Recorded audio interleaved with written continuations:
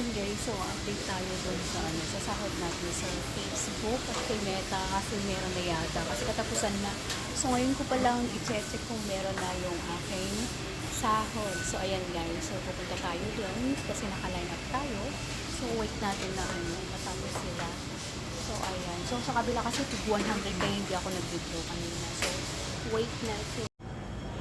So, yan guys. So, katatapos natin mag-withdraw. So, meron na po yung ating yung sahod ngayon. Yung, itong, magkasabay kasi Reels at saka star ko yung sahod ko na to. Kaya medyo mas malaki.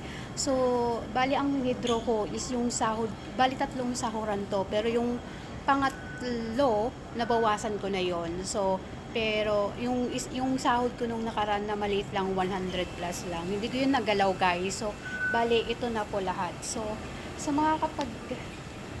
mga kapaghula kung magkano lahat nito, makakatanggap sa akin ng 100 star. So, yan guys. So, bali ito, winidraw ko na siya kanina.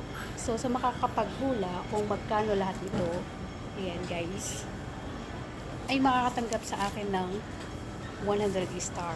So, ito na po guys. Pupunta na tayo sa sa remittance kasi kailangan to ng pamilya ko, kuya ko, pamangkin ko at saka anak ko. So, tuition fee din to ng mga anak ko sa school.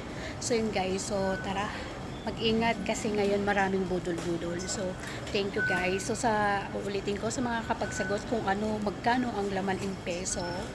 Lahat ito is mabibigyan ko ng star. So, bye! Keep safe!